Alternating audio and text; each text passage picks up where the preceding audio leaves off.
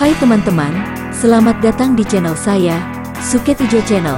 Sebelum kita lanjut ke ceritanya, Suket Ijo Channel ingin berbagi info buat teman-teman sekalian yang sedang membutuhkan sneakers, kaos dan sendal dengan harga yang murah tapi dengan kualitas yang baik. Silahkan kunjungi toko kami, Ravania Lariskan, dan link akan kami sertakan di deskripsi. Berikut sebagian produk-produk yang kami tawarkan.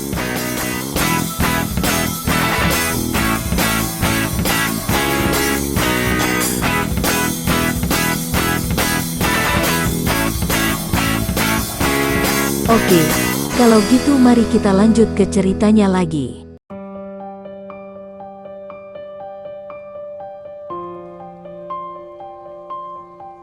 Suling Emas, serial Bukek Xiansu, bagian ke-24.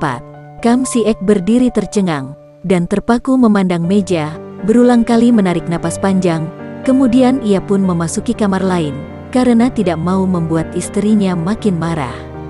Ia tahu bahwa kalau sedang marah begitu, istrinya sama sekali tidak suka didekatinya. Di dalam kamar, Kam Si-ek duduk termenung, sampai akhirnya ia tertidur dengan duduk, mukanya disembunyikan di atas kedua lengan. Dan pada pagi harinya, baru ia tahu bahwa istrinya telah pergi meninggalkannya, meninggalkan putra mereka, dan ia yang sudah mengenal baik watak istrinya, tahu pula bahwa percuma saja kalau ia mengejar, percuma pula kalau ia menanti. Istrinya tidak akan mau kembali, karena watak istrinya itu, sekali mengeluarkan kata-kata akan dipegangnya sampai mati. Baru 7 tahun mereka menikah. Ia baru berusia 29 tahun. Lucian baru berusia 25. Mereka berdua masih muda, dan harus sudah berpisah. Kam Si-ek merasa betapa berat derita hidup yang dialaminya. Apalagi kalau Bu Song, puteranya yang baru berusia 6 tahun itu, bertanya tentang ibunya, serasa dicabik-cabik hatinya. Puteranya itu cerdik sekali, dan agaknya puteranya yang berusia 6 tahun itu, sudah dapat menduga apa yang terjadi antara ayah dan bundanya. Apakah ibu nakal, dan ayah mengusirnya? Apakah kesalahan ibu? Berkali-kali Bu Song bertanya, dan selalu Kam Si-ek menjawab, bahwa ibunya sedang pergi ke selatan, menengok kakeknya yang sedang menjadi ketua bengkau di Nanchao. Bu Song tidak menangis, hanya menyatakan heran, dan tidak percaya, mengapa ibunya pergi begitu saja, tanpa pamit kepadanya, pergi tidak mengajak ayahnya, ataupun dia. Ketika anak itu mendesak-desaknya, Kam Si-ek yang sedang pusing dan duka itu, membentaknya dengan keras, dan sejak itu Bu Song tidak mau bertanya lagi tentang ibunya. Akan tetapi, diam-diam anak ini hatinya penuh pertanyaan, dan menduga-duga siapa yang bersalah antara ayah dan ibunya. Ia sudah terlalu sering mendengar ayah dan ibunya bercekcok. Ia tahu bahwa mereka bertengkar, akan tetapi tidak tahu apa urusannya, dan tidak tahu pula siapakah sebetulnya yang salah di antara mereka.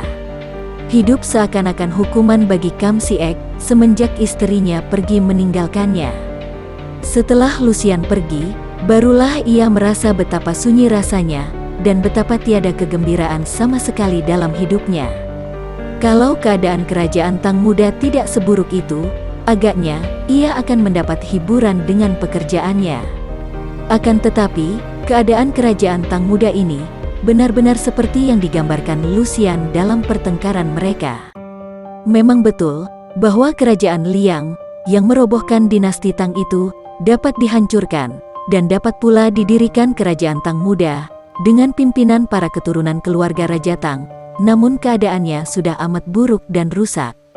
Pimpinan muda itu, hanya sekelompok orang-orang yang mengumbar nafsu, orang-orang yang mengejar kesenangan belaka, mengejar kedudukan dan kemuliaan.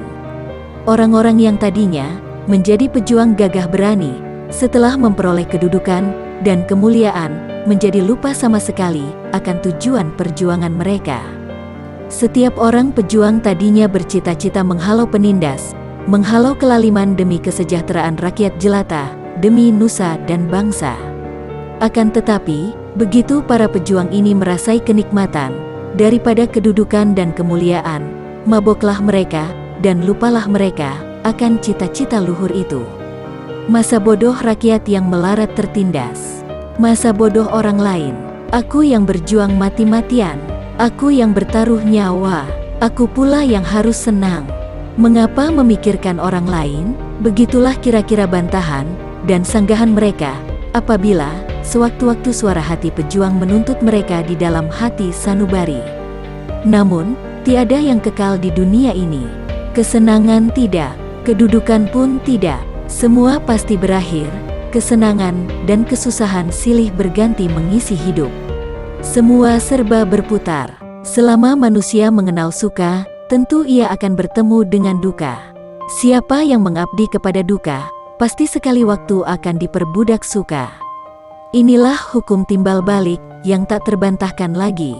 Yang, kedua ujung poros, yang memutar segala sesuatu di alam maya pada ini.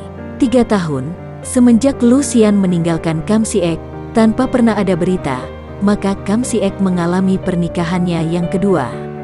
Gadis pilihannya kali ini adalah puteri seorang si Ucai, gelar sastrawan, bernama Ciu Bwe Hua.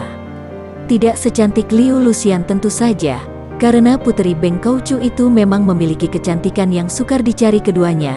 Akan tetapi, Ciu Bwe Hua terdidik sebagai seorang wanita yang halus perangainya, bersusila, dan berkebudayaan tinggi.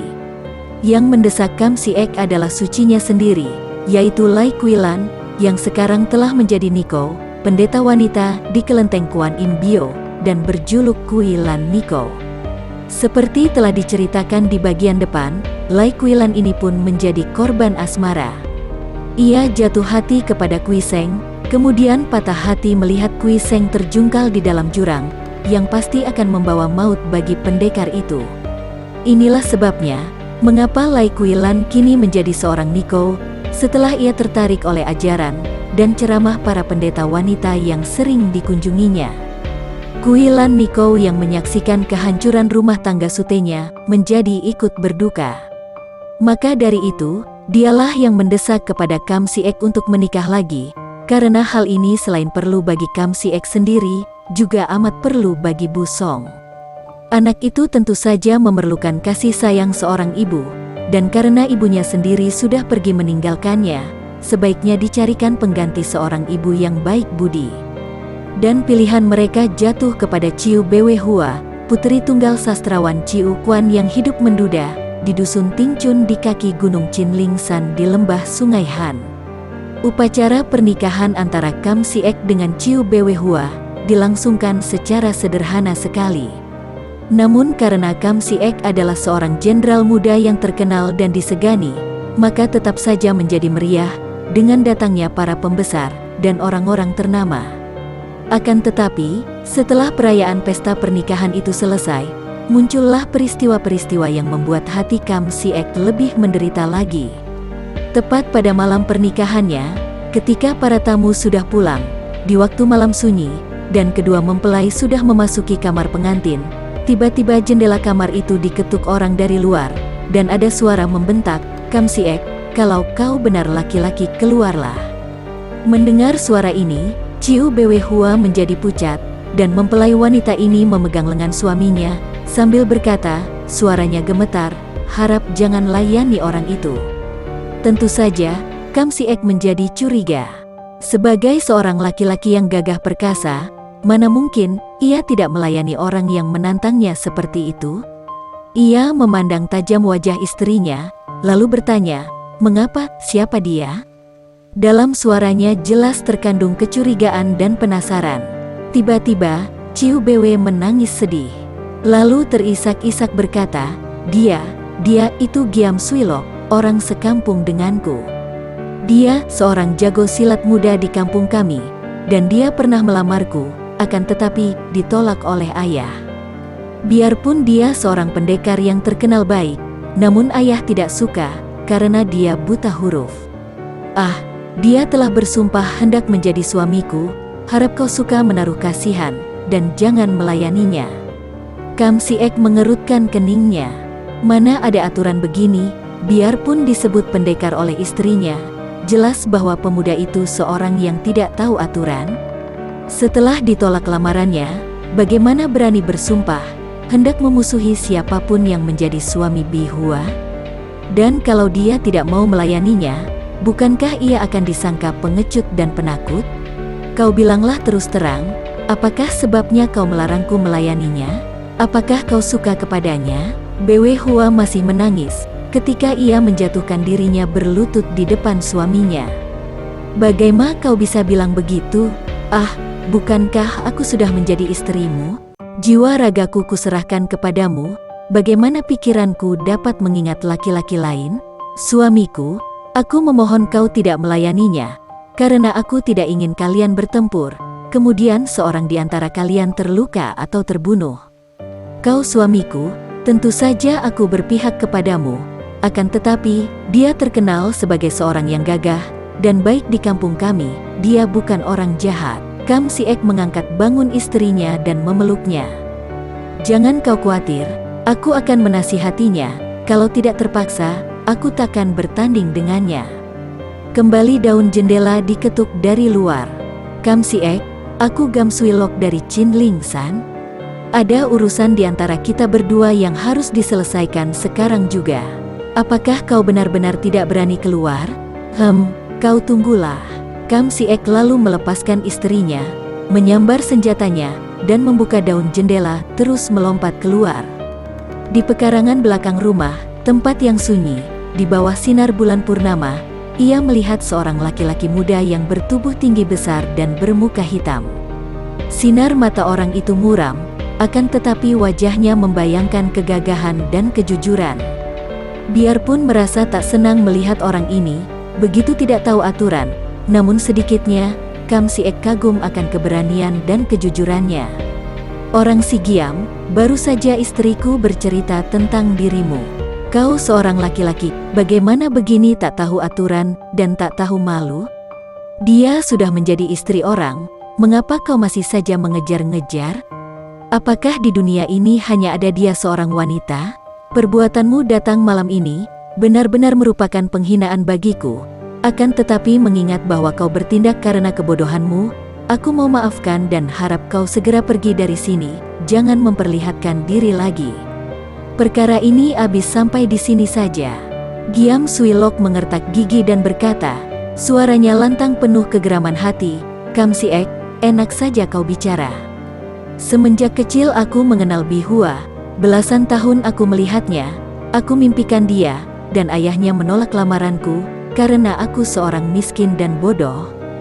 Karena itu aku sudah tak dapat hidup lagi, kalau tidak dapat berjodoh dengan Ciu Bwe Hua. Aku sudah bersumpah, akan mati di ujung senjata siapa yang menjadi suaminya, atau membunuh suami itu. Sekarang dia menjadi istrimu. Nah, mari kita selesaikan persoalan ini. Kau harus mati di tanganku, atau aku yang akan mampus di tanganmu, untuk mengakhiri penderitaan batin ini. Sambil berkata demikian, Giam Suilok mencabut goloknya. Kam Si-ek menjadi marah. Kau benar-benar seorang yang berwatak berandalan, dan tidak menggunakan aturan. Tak perlu banyak cakap, pendeknya, berani atau tidak, kau mengakhiri urusan ini di ujung senjata?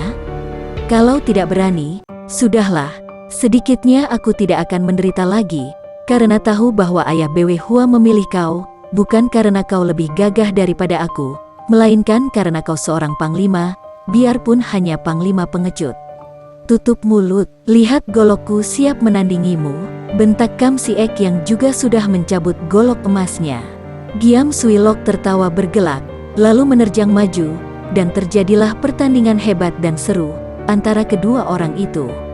Pemuda tinggi besar bermuka hitam itu bertanding dengan nekat, goloknya menyambar-nyambar dengan amat cepat dan kuat, agaknya bernafsu sekali untuk segera merobohkan lawan yang amat dibencinya, karena telah mengawini wanita yang menjadi idaman hatinya. Kalau saja ilmu silatnya agak lebih tinggi tingkatnya, agaknya Kam Si-ek akan repot menghadapi terjangan penuh nafsu dan nekat ini. Akan tetapi, ternyata tingkat kepandaian Giam Suilok tidaklah sehebat nafsunya, dan dibandingkan dengan Kam Si-ek, ia kalah jauh. Dengan tenang sekali, Kam Si-ek menggerakkan golok emasnya, menangkis sampai belasan jurus. Kemudian, setelah ia melihat kelemahan lawan, dan banyaknya kesempatan terbuka, karena kenekatan itu, mulailah ia menerjang dan membalas. Akan tetapi, Kam Si-ek tidak berniat membunuh lawannya, yang sama sekali tidak mempunyai dosa terhadapnya itu, maka setelah melihat kesempatan baik, goloknya menyerempet pangkal lengan kanan lawannya. Giam Suilok mengeluh, pangkal lengannya luka dan goloknya terlepas dari pegangan. Ia tidak mengerang kesakitan, menahan rasa nyeri lalu berkata, "Kau menang." "Nah, lekas bacoklah leherku, aku tidak ingin hidup lagi." Kam Si-ek tersenyum dan menyimpan goloknya. "Justru, aku hendak membiarkan kau hidup, sobat. Kau masih muda, dan biarlah kau hidup lebih lama untuk menyesali perbuatanmu yang lancang ini. Kau akan merasa malu sendiri akan sepak terjangmu yang bodoh ini. Nah, kau pergilah." Giam Suilok memandang dengan mata bersinar-sinar penuh kemarahan. "Kam Si-ek, aku mengaku kalah dan minta mati. Akan tetapi, kau membiarkan aku hidup, agaknya kau ingin lebih menyiksaku. Akan tetapi, akan datang saatnya, aku kembali mencarimu, dan sebelum aku mati di tanganmu, atau kau mati di tanganku, aku takkan mau sudah." Setelah berkata demikian, dengan tangan kiri, ia menjemput goloknya, lalu pergi menghilang di balik gelap malam. Kam Si-ek berdiri tertegun, hatinya penuh penyesalan. Ia tidak tahu bahwa sejak tadi, seorang anak kecil berusia 9 tahun mengintai dari balik semak-semak. Anak ini adalah puteranya sendiri, Kam Bu Song. Semenjak beberapa hari ini, Bu Song mengunci diri di dalam kamarnya dan menangis saja. Malam ini, ia membawa buntalan pakaian, diam-diam keluar dari kamarnya, dan terkejut menyaksikan pertempuran di pekarangan belakang. Ia bersembunyi dan mengintai. Kemudian setelah ayahnya kembali ke dalam rumah, ia cepat berlari keluar, dan lenyap pula di tempat gelap. Dapat dibayangkan betapa duka dan bingungnya hati Kam Si-ek. Pernikahannya yang kedua itu amat cepat disusul dua peristiwa yang mengganjal hatinya. Peristiwa dengan Giam Suilok sudah cukup menjengkelkan, akan tetapi peristiwa kedua, larinya Kam Bu Song, benar-benar membuatnya berduka dan gelisah sekali. Tentu saja, ia segera menyebar orang-orangnya untuk mencari, namun hasilnya sia-sia belaka. Anak itu tidak dapat ditemukan, seakan-akan ditelan bumi tanpa meninggalkan bekas. Mula-mula ia menyangka bahwa Giam Suilok yang melakukan penculikan, akan tetapi ketika ia menyuruh orangnya menyelidik, ternyata Giam Suilok kembali ke Chinling San, merawat luka dan memperdalam ilmu silat, sama sekali tidak tahu menahu tentang lenyapnya Kam Bu Song. Sudah terlalu lama kita meninggalkan Pui Seng. Sengaja kita lakukan ini agar jalan cerita dapat tersusun baik, karena memang ada hubungannya antara tokoh-tokoh yang diceritakan itu. Telah kita ketahui betapa dalam keadaan linglung, Pui Seng telah melayani cinta kasih seorang nenek-nenek di neraka bumi selama belasan hari, ketika arus maut di neraka bumi itu meluap airnya dan cuaca menjadi gelap. Setelah cuaca menjadi terang kembali, pikirannya pun menjadi terang, dan sadarlah ia bahwa ia telah mencurahkan kasih sayangnya kepada seorang nenek-nenek yang memang menghendaki ia menjadi suaminya. Bagaikan gila, Pui Seng memukuli muka dan kepalanya sendiri. Kemudian, ia meloncat ke dalam air arus maut, menyelam dan berenang melawan arus. Bukan main kuatnya arus itu, seekor ikan pun agaknya takkan mampu berenang melawan arus itu. Akan tetapi, selama 3 tahun berdiam di dalam neraka bumi, Pui Seng telah memperoleh kemajuan yang luar biasa. Berkat latihan samadhi menurut ajaran kitab samadhi, tenaga Iwa Ekangnya meningkat hebat beberapa kali lipat, sedangkan ilmu silatnya juga, tanpa ia sadari telah menjadi hebat luar biasa, setelah ia memahami kitab ilmu perbintangan. Kini, menghadapi terjangan arus yang demikian ganasnya, Pui Seng dapat mempergunakan LW-Kangnya, menyelam dan berenang sepenuh tenaga, sambil menahan napas. Beberapa kali, ia terpukul kembali, namun dengan gigih, Pui Seng maju terus. Benturan-benturan dengan batu, ketika ia dihempaskan arus maut, tidak terasa oleh tubuhnya yang sudah menjadi kuat dan kebal. Kadang-kadang ia muncul di permukaan air, untuk mengambil napas, lalu menyelam kembali dan bergerak maju terus. Bukan main hebatnya perjuangan melawan arus maut ini. Perjuangan mati-matian dan ia tidak tahu bahwa andai kata 3 tahun yang lalu ia harus melakukan perjuangan macam ini, tentu ia akan tewas. Akhirnya, ia dapat keluar dari dalam terowongan, dan ketika ia muncul di permukaan air, ia melihat langit menyinarkan cahaya terang benderang, membuat matanya silau, karena sudah terlalu lama ia tinggal di tempat agak gelap. Biarpun sudah keluar dari terowongan arus maut, namun sungai yang diterjangnya ini diapit-apit dinding batu karang yang amat tinggi. Ia berenang terus, dan akhirnya, sejam kemudian, ia melihat dinding yang biarpun masih amat tinggi dan curam, namun tidak selicin dinding yang telah ia lalui. Cepat ia berenang ke pinggir, menangkap celah dinding batu karang dan mengangkat tubuhnya ke atas. Cepat ia bersila di bawah dinding karang untuk memulihkan tenaganya dan pernapasannya. Akan tetapi, setelah tenaganya pulih, ia teringat akan perbuatannya dengan nenek itu, dan tiba-tiba Kui Seng menangis, lalu menampari pipinya beberapa kali, sampai kedua pipinya bengkak-bengkak, matang biru. Sebentar kemudian, ia tertawa-tawa, suara ketawanya bergema di sepanjang sungai, yang diapit dinding karang. Kemudian, ia merayap naik, melalui dinding yang tidak rata, menggunakan tangan kirinya, menangkap dan menginjak celah-celah karang. Cepat sekali gerakannya, seperti seekor monyet saja, dan tak sampai seperempat jam, ia telah berada di atas tanah datar, di lembah sungai di lereng bukit Liong Kui San. Tak jauh di sebelah depan, ia melihat puncak, di mana 3 tahun yang lalu, ia bertanding mati-matian melawan Pat Jiu Sin Ong Liu Gan, di mana ia dirobohkan secara pengecut oleh jarum-jarum beracun Bayisan. Tiba-tiba, Kui Seng tertawa bergelak, sambil berdiri tegak dengan kedua kaki terpentang lebar, dan rambut riap-riapan, karena ketika melawan arus tadi, pita rambutnya hilang entah kemana, bajunya robek-robek, kedua pipinya bengkak-bengkak, akan tetapi matanya bersinar terang, biarpun mulutnya tersenyum setengah mewek, seperti orang mau menangis.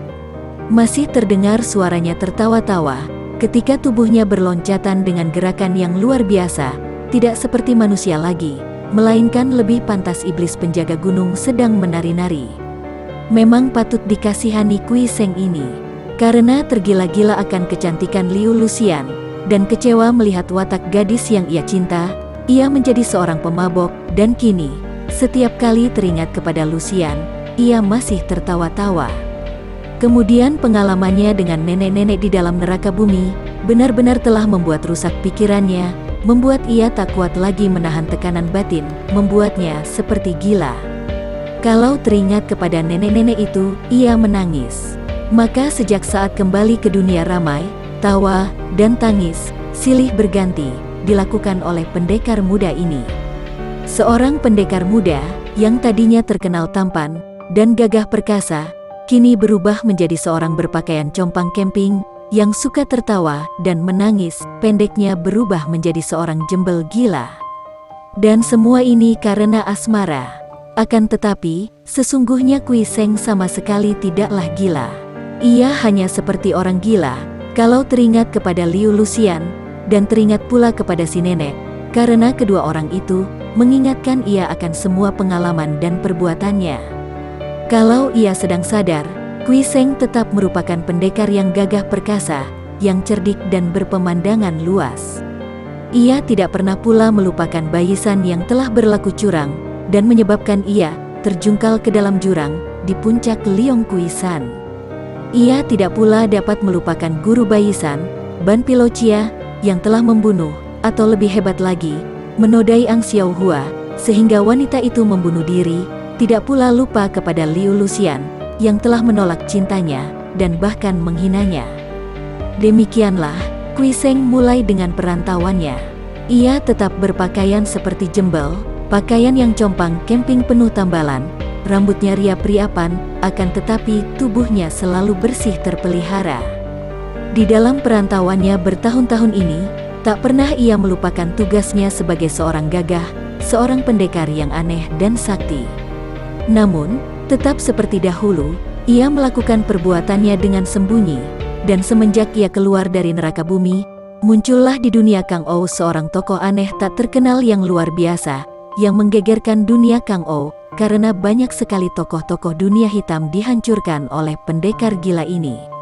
Akhirnya ada yang mengenalnya sebagai Kim Mo-eng, dan makin terkenallah nama ini, yang dahulu malah tidak begitu terkenal.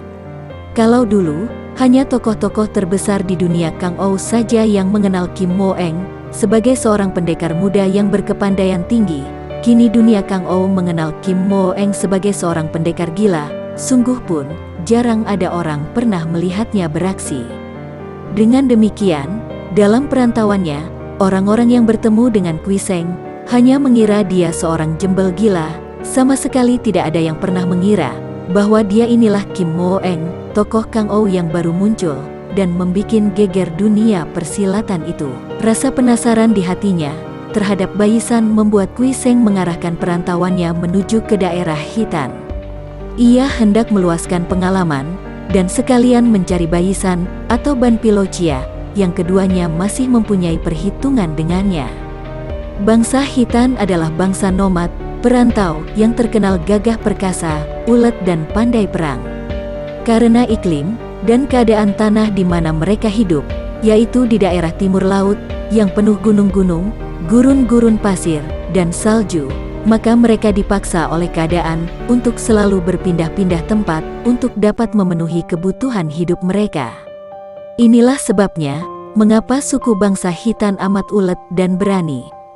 Dan ini pula agaknya yang menyebabkan Hitan seringkali mengadakan penyerbuan ke selatan dalam usaha mereka mencari tempat yang lebih makmur untuk bangsa mereka. Akan tetapi, berkali-kali mereka terpukul mundur oleh bala tentara kerajaan selatan, sehingga akhirnya mereka tidaklah begitu berani melakukan penyerbuan secara liar, melainkan baru berani menyerbu setelah direncanakan terlebih dahulu. Karena usaha mereka yang terus-menerus menyerbu ke selatan inilah, maka bangsa Hitan selalu dianggap sebagai musuh besar oleh orang selatan dari zaman dinasti manapun juga. Pada waktu Kui Seng melakukan perantauannya ke daerah Hitan, yang dijadikan ibu kota Hitan adalah kota Paoto, di lembah Sungai Kuning, termasuk daerah Manchuria Selatan. Rajanya adalah Raja Kuluhan, seorang raja yang terkenal gagah, suka perang, namun amat dicinta oleh rakyatnya. Karena terhadap rakyatnya, ia selalu bertindak adil dan penuh perhatian. Raja Kuluhan mempunyai belasan orang putera dan puteri, akan tetapi semua itu lahir dari para selir. Adapun permaisurinya hanya mempunyai seorang anak perempuan yang dengan sendirinya menjadi puteri mahkota. Puteri mahkota ini bernama Puteri Tayami, yang semenjak kecilnya digembleng oleh ayahnya sendiri, pandai menunggang kuda, pandai bermain panah, dan pandai pula mainkan tombak dan pedang. Selain ini, ia pun seorang puteri yang amat cantik jelita, menjadi kenangan dan kembang mimpi semua pemuda Hitan. Namun, tak seorang pun di antara para pemuda berani main-main dengan Puteri Tayami, bukan saja karena Tayami adalah puteri mahkota, akan tetapi terutama karena mereka gentar menghadapi kegagahan puteri ini. Kalau Tayami sudah ikut maju perang dengan pedang pusaka di tangan, yaitu pedang besi kuning, dengan gendewa, dan anak panah menghias bahu, menyengkelit tombak, bukan main hebatnya puteri ini. Entah sudah berapa banyak tentara musuh yang roboh oleh anak panahnya, pedangnya, maupun tombaknya. Hitan memiliki pula banyak panglima-panglima perang yang berilmu tinggi, di antaranya adalah Panglima Tua Kalisani dan Panglima Muda Baisan. Hanya dua orang ini yang paling hebat kepandaiannya di antara semua panglima yang juga memiliki keistimewaan masing-masing. Akan tetapi hanya kedua orang panglima itu yang memiliki ilmu silat dari selatan dan barat. Adapun Ban Pilocia, biarpun terkenal, namun tidaklah langsung membantu pergerakan bangsanya. Dia adalah guru dari Panglima Muda Baisan, namun jarang ia tinggal terlalu lama di Hitan, lebih suka merantau ke selatan, ke dunia yang lebih ramai, dan lebih banyak terdapat kesenangan-kesenangan yang sesuai dengan selera nafsunya. Bagi teman-teman yang menyukai video ini, silahkan subscribe, share, and like. Jangan lupa nyalakan bunyi loncengnya untuk mendapatkan video-video terbaru dari kami, agar kami terus bersemangat dalam membuat video-video yang menarik. Mohon maaf kalau masih banyak kesalahan di sana-sini. Semoga kedepannya kami bisa lebih baik lagi. Terima kasih.